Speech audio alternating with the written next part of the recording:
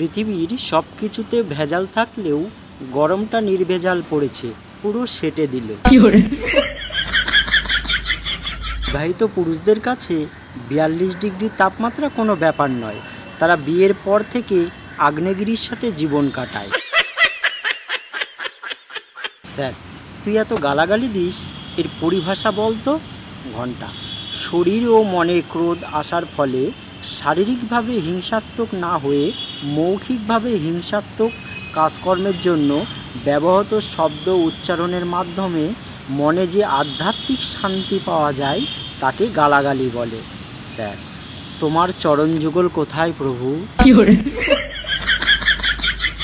উপদেশ আর পরামর্শ এই দুটোর মধ্যে পার্থক্য জানেন? বিনামূল্যে শুনলে উপদেশ আর টাকার বিনিময়ে শুনলে পরামর্শ।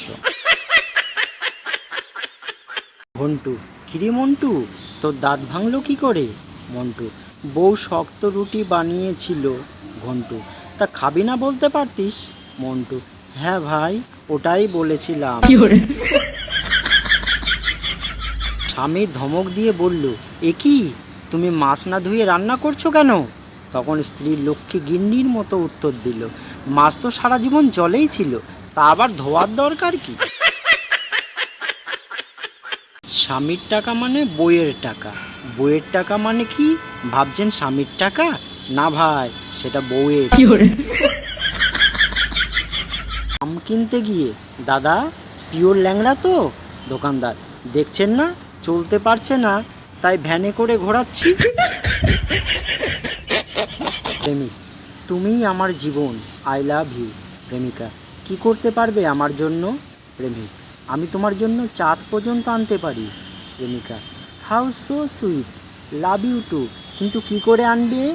প্রেমিক, ছবি তুলে আনবো। প্রেমিকা, হারামজাদা। কথা ছিল ঘরেতে ভোমর আসবে গুনগুনিয়ে, ফিরে দেখি শালা মশা এসেছে ভনভনিয়ে। বিজ্ঞান এত এগিয়েছে যে হার্ট, কিডনি, লিভার, হাঁটু পর্যন্ত রিপ্লেস হয়ে যায়, শুধু কপালটারই কিছু করা যাচ্ছে না। আজ পাড়ার এক কাকিমা বলছে, কিরে ভালোই বয়ফ্রেন্ড পটিয়েছিস, মাসে মাসে এসে নতুন নতুন গিফট দিয়ে যায়। এখন কাকিমাকে কিভাবে বোঝাবো ওটা ডেলিভারি বয়? মশার মতো তোমার পাশে থাকতে চেয়েছিলাম, কখনো ভাবি নাই তুমি কয়েল জ্বালিয়ে দিবা। শিষ্য, গুরুদেব, বউকে খুশি করার জন্য কি করব? গুরুদেব, প্রশংসা কর, যখন পারবি খুব খুব প্রশংসা করবি। স্ত্রী, এই নাও পরোটা। স্বামী, ওহ কি অসাধারণ দেখতে, গন্ধতেই যে আরও খিদে পেয়ে গেল। স্ত্রী, পোড়ামুখো মিনসে, এতদিন পরোটা বানাচ্ছি তখন কিছু বলে না, আর আজ টুম্পা বৌদি দিয়ে গেল অমনি প্রশংসায় ভরিয়ে দিচ্ছে। প্রেম এমন এক জিনিস, ছেলে বুঝলে মেয়ে বোঝে না, মেয়ে বুঝলে ছেলে বোঝে না, আর যদি দুজনেই বোঝে শালা ফ্যামিলি বোঝে না। অনলাইন বিজনেস করেন ভালো কথা, কিন্তু বিজ্ঞাপনের সাথে দাম লেখেন না কেন? দাম জানতে চাইলে ইনবক্সে আসুন, বারান্দায় আসুন, ঘরের ভেতরে আসুন, খাটের তলায় আসুন, এসব কি?